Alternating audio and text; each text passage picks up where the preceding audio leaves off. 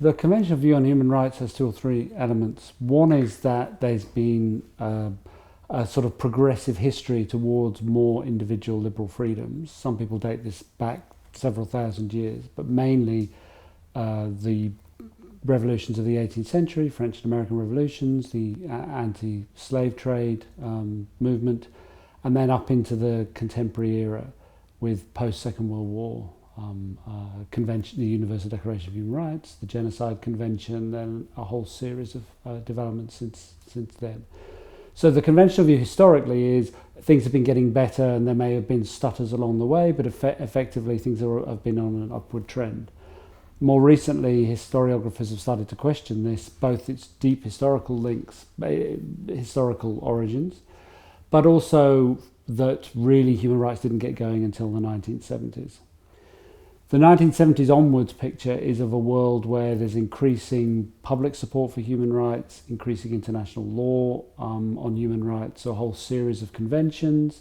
And then from the 1990s onwards, and particularly since the end of the Cold War, some sort of serious institutions to try to enforce those rights. The mechanisms which make this happen are largely that international law, supported by domestic lobby groups who link into that law, and international non-governmental organisations. The idea is that eventually we would live in a world of law within which all power, state power, power at sub-state levels, private forms of private violence like violence against women, all of these things would be regulated through a legal framework from the international level right down to the local level. But I think there are two further, if you like, bigger structural developments linked together which are happening. The first is what we might call the relative decline of the West. The United States experiencing a relative decline. I think there's no doubt the United States will still be the most powerful country in 20 or 30 years' time. But militarily, politically, it might not be that much more powerful than China.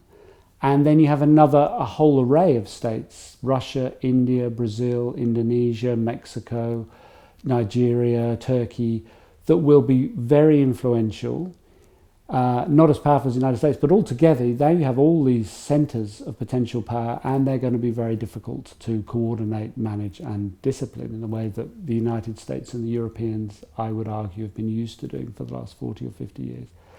So you have that, and that's also created a space, particularly with Russian and Chinese support, for it sort of legitimated more authoritarianism. Russia and China, in a sense, legitimate this by emphasizing national projects, state sovereignty.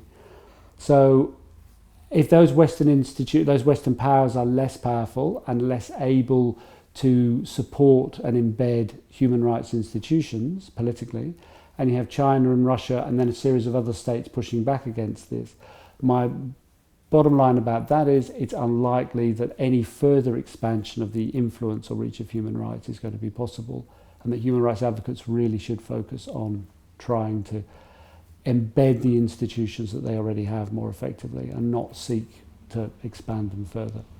The second thing would be greater diversity. And I would stress at the outset that I'm not assuming this will necessarily be a negative thing. Religion is a factor when it comes particularly to some of the what we might call private human rights abuses to do with gender, LGBT rights, violence against women, the treatment of children. These are really stubborn, difficult issues where people aren't resisting them because they just are against human rights. It's because they have deep-seated cultural, social values and norms, often religiously supported, that they're committed to in a serious way. We also have renewed nationalism. The national project would appear to have gone away. The EU gives you the impression it's gone away, but now what we see in many countries is a sort of renewed and vigorous nationalism.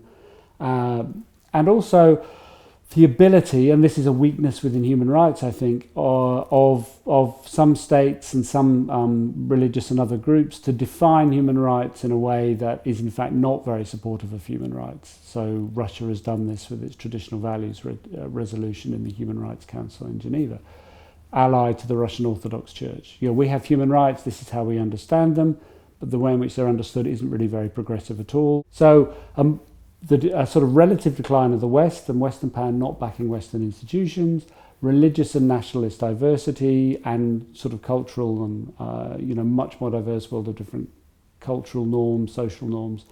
So the two of those things together means we're unlikely to get a world, I think, where human rights will be further globalized, much more likely to get a world in which a degree of resistance is felt and we have to tolerate a degree of diversity and difference amongst states, that the human rights project has reached its limits, effectively. I should say an aspect of what I want to do is make people, an aspect of that we question is there a global human rights movement? Because within that there are disparities of power, influence and money and priorities which make it, I think, at least plausible to question whether there's a singular global human rights movement. If I were part of a movement like that and I had to decide what to do now, there would be two or three things I would propose. The first would be that trying to embed and make effective the international law which already exists. I think there's a sort of self-fulfilling tendency amongst human rights advocates at the global level to think that if you stop pushing the train forward, the train will stop. So you must always have a new campaign or a new proposal, a new convention, a new institution to work with what we have, to work with the Human Rights Council and probably one of the most effective mechanisms in international human rights, which is the Universal Periodic Review, which is sort of peer pressure where states pressure each other. That does appear to have got some traction. But I wouldn't be looking for a Convention on Crimes Against Humanity, an International Constitutional Court, a World Court of Human Rights. All of these things are going to put even more strain on something which, in my view, already has shaky foundations. So really double down on what you have and try to make that effective and try to filter that down into into societies, rather than moving on to more international law and more international treaties. So that would be one thing. A second thing would be, rather than the International Criminal Court approach to international justice, I'd suggest that a much more effective approach is going to be trying to encourage national prosecutions and national justice processes, and even in some cases local justice processes. So I think the International Criminal Court is a deeply problematic institution. It's largely European funded now. It's based in The Hague.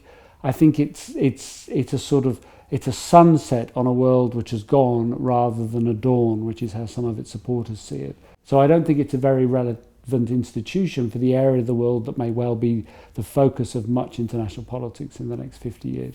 So focus on trying to get national justice processes going, which are more owned by the people and the political constituency within the country, and therefore are likely to have more effectiveness and more have a sort of better long-term outcome.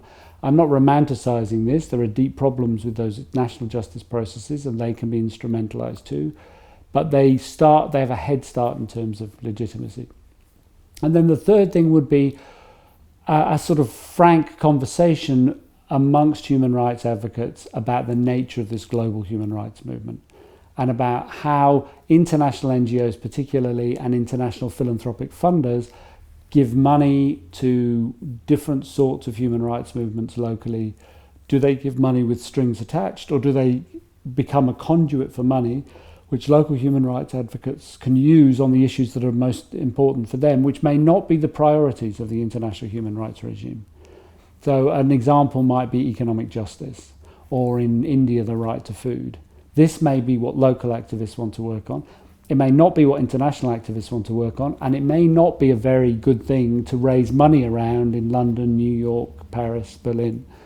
Do you continue to say we think there should be global attention to trafficking, or do you say, okay, in this country, issues to do with access to cheap medicine are far more important than trafficking issues, so we'll fund access to affordable medicine in this area, or we'll certainly try to encourage a campaign around affordable medicine.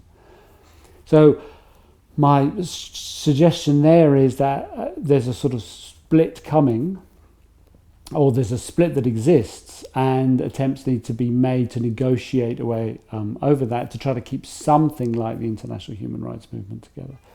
As I've said, I'm kind of skeptical. I think some of the issues around economic inequality manifest themselves within the international human rights movement. Very, very wealthy people, very, very poor people, and many of those poor people are protesting where they are organised to protest about economic inequality, the policies of multinational corporations.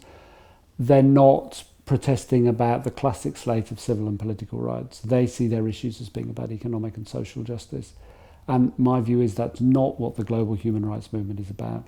Most of its effort, or a large part of its effort, goes into global institutions and global laws and campaigns.